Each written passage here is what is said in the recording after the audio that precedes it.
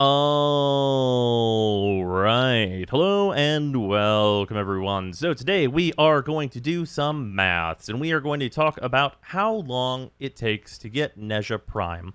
Or, if you utilize this information, how long it's going to take you to get any Prime item, or to some extent, any item that you might be hoping will drop. So, for that, in the top left here, we have the two most important parts of this whole thing, which is two little equations that are pretty easy to remember and will serve you well in the future to find out whether or not you are unlucky or just impatient. And for that, if you would like to save this whole sheet for future use or whatnot, or just to share around or whatever, there is a comment that I've pinned at the top, and it's also at the top of the description if you would like these notes to either refer to while we are going through this video or to simply just have for your own purposes down the road. So, just to explain really quickly, we have these two equations. The first one is for figuring out your current probability of at least one success based on the number of runs you have currently done, or to figure out the probability of at least one success from the expected number of drops, which is the exact following little baby equation. The expected number of drops is super, super easy. It is just 1 divided by x, where x is your drop rate. The only thing you need to remember is to take your drop rate, and if it is expressed as a percent, to change it to a decimal. So, in the case of these percentages that we were just about to talk about from the N13 Relic, we have a 13.56% or 14.29% rate. We're going to take that 14.29%, and all we're going to do to convert it into a decimal is to put the decimal at the very front of it, and it's 0.1429. Very, very simple. That is all you have to do in order to take it and plug it into both of the top equations. And it's worth noting that the y in the very top equation is just the number of runs you either want to see what the probability is for, or the amount that you've done to see what your chances are at the item that you are looking to get.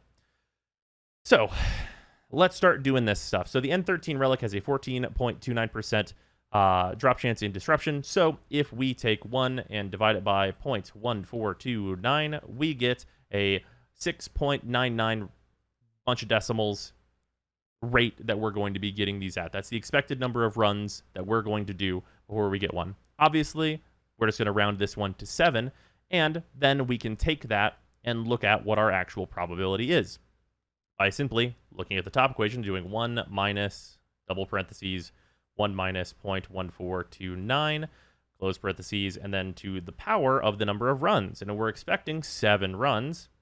Then we can hit 7 and then close the parentheses. And we're going to get 0.66, a bunch of decimals. So we should be expecting about a 66% chance that we're going to have that item after 7 instances where it could drop at 14.29%. Obviously, this is not 100%. These are still chances, but once you're over this threshold, you can pretty safely consider yourself to be unlucky and not impatient. This is very important and also can help relieve some people of feeling crazy whenever they don't have something after like 15 or 20 runs or something, as that does happen, and all that means is that you are exceedingly unlucky. Which, you know, that either helps or hurts you, depending on your personality. But that is the information that we have there.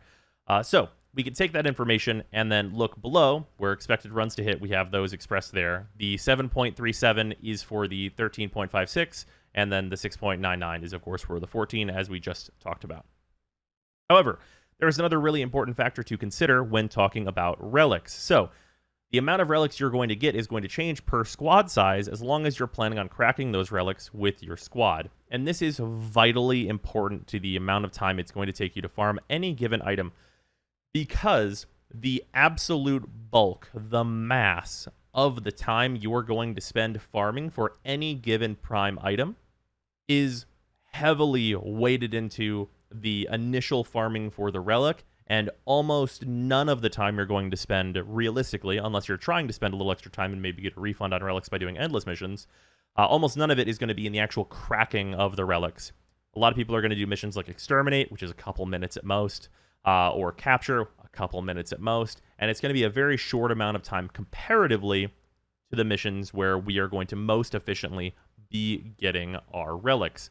There are exceptions to that, and one of them is present here, which we're going to talk about, as it has some interesting effects on just the time to get things in general, depending on rarity. But just take that for what it is right now. So, for Disruption, which is where these drop rates are and where you should be farming the N13 Relic, in my opinion, it takes roughly 10 minutes for 4 rotations. So, if we need to do 22 rotations, which is, 7 times 3 plus 1, because we've rounded up, then it's going to take us about 55 minutes to get those 22 rotations down. Now, why do we need to do 22 rotations? Well, the reason for that is because if we think that we need a little over 3 relics for each person, if we're in a full party, that means we're going to get, in our time, we are going to get 12 relics from the whole squad if we're a full squad of 4.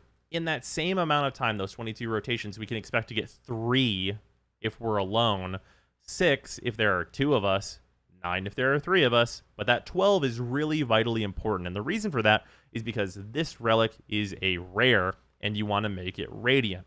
So, radianting, obviously you're going to have to spend traces on that, and that's something you can farm individually and should usually farm before Prime Access comes out, so I'm not going to consider that time here, as there's a huge amount of variables that go into how fast you can get traces. But from any given relic, a rare, you should expect 10 runs in order to get that rare. So, because that's very easy to express, it's just 1 divided by 0.1, which is 10%, which is the drop chance from a radianted relic for its rare. So because you are expecting 10 runs in this case just refers to opening 10 relics. And if you spend that time from the previous, explaining that 4 people can get 12 relics in the same time that 1 person can get 3, well then that's, 4 times faster. That's much, much faster that you're going to be getting to those 10 relics and expecting to get that item much quicker. So the expected time to farm the relics that you'll need to get this rare per squad size is 3 1/3 hours if you're alone, 1 2/3 hours if there are 2 of you, a little over an hour if there are 3 of you, and only 50 minutes if you are a full squad that's going to be opening these relics. Obviously, that is an absolutely massive time save. That is like 2.5 hours that you save by farming this in a group of 4. So, keep in mind that this is a rare, so it's going to be naturally the harder items to get in general, but this is very important in that if you are able to, you should always farm relics in a squad and pop relics in a squad because it tremendously affects the amount of time it's going to take you to get things. So, let's move on to another example that's quite a bit different. The Lith N6. So, this drops at a rate of 12.5%, and it drops from a capture mission in the Void. Now, this changes things really significantly, because the expected amount of runs to hit this percentage is about 8. Or to hit this N6 Lith is about 8 runs. But the runtime for captures is about 1 minute, if not less. We're going to be counting some loading time, and I'll be showing a run of capture that I've done here, just to show that you can actually do this fast if you're not aware. So, the expected relics per squad size remain the same because we need the same amount. We need the radiant, so we need 10. But, of course, we're multiplying in the same way for the added players. So, the time difference on this, as compared to the previous example, is that by yourself, it's going to take you about 80 minutes in order to get this item. With 2 of you, 40 minutes. 3 of you, 27 minutes. And with 4 of you, only 20 minutes to get the rare out of this Lith item. Because these captures can be run so fast, and then, of course, you can just crack them right away and just get all of it done. So that is extremely, extremely quick to be getting a rare.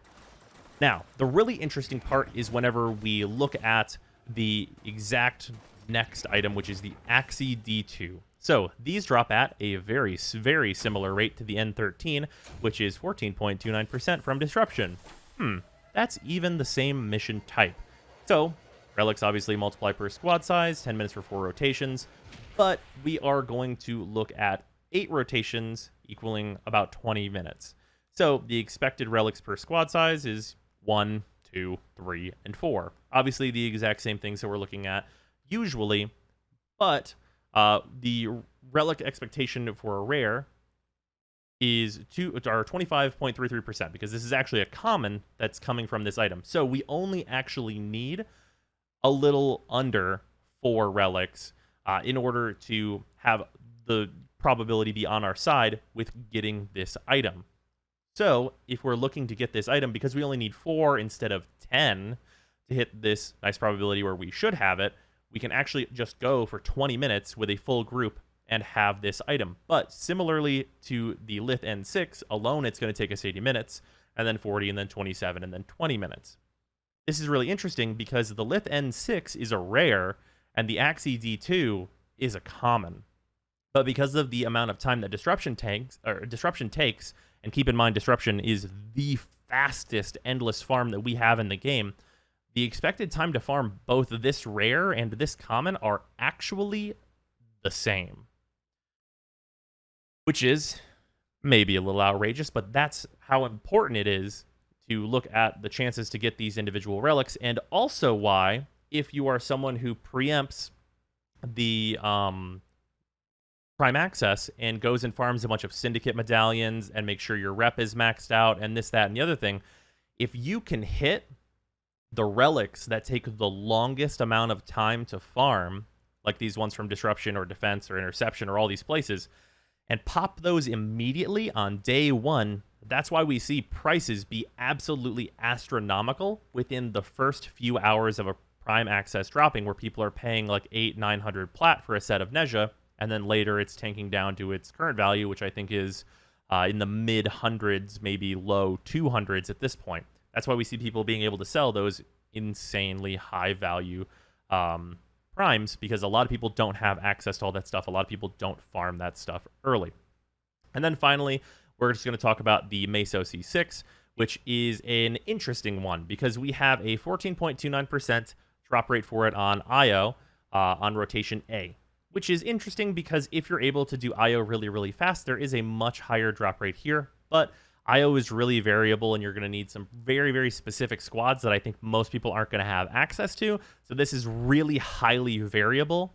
I will say, if you can get your time down on IO's rotation A really, really significantly, like down to just about 2.5 minutes, or maybe just very slightly more per rotation on those first 2 rotations and then reset, IO will be more worth it than what I'm about to describe. But for the purposes of this, we are going to talk about Spy, which can be done faster than I'm giving in this example, but I was just doing it solo and kind of averaging about what I got.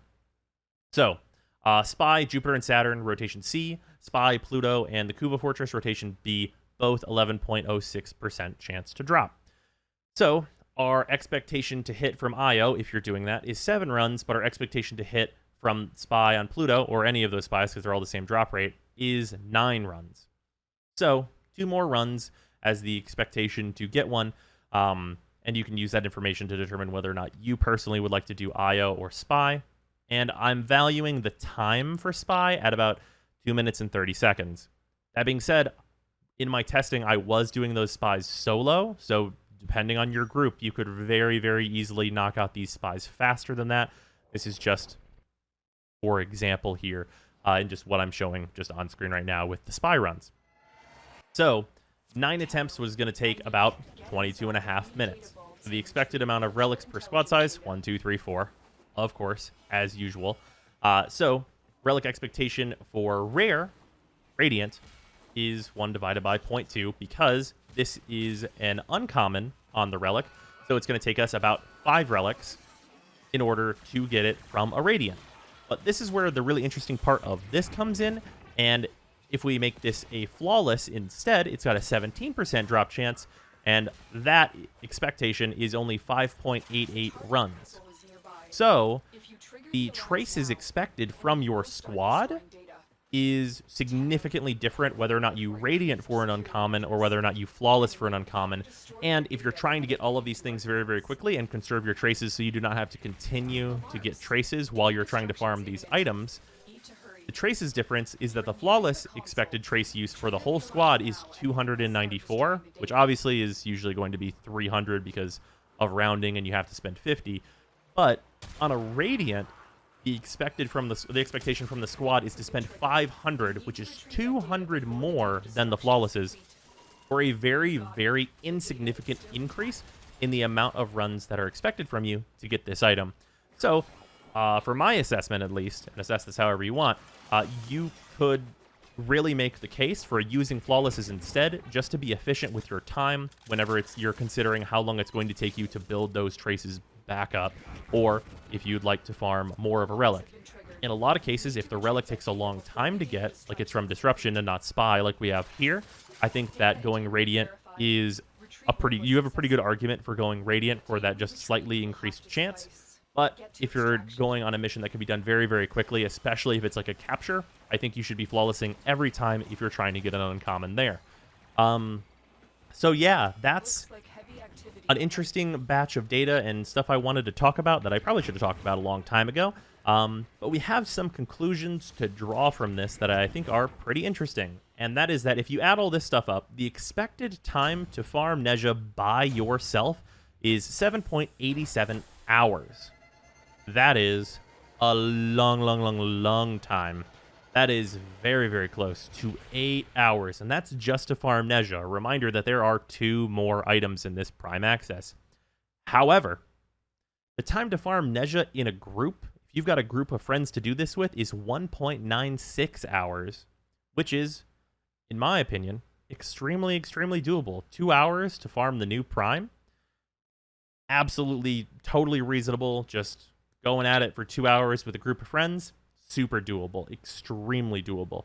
But yeah, just a reminder that you can look at this stuff and you use math to figure out whether or not you are unlucky or just impatient. But yeah, hopefully you guys have enjoyed this video. I had a lot of fun just putting this stuff together and looking at the expectation on what you should be looking at for these farms and stuff. Hopefully you guys have enjoyed this video as well, and I will see you tomorrow. If you'd like me to do any more weird math things, or like just examine how things are in Warframe in general, just via this type of stuff, or if you don't understand any part of this, please leave a comment down below. I'd be happy to answer.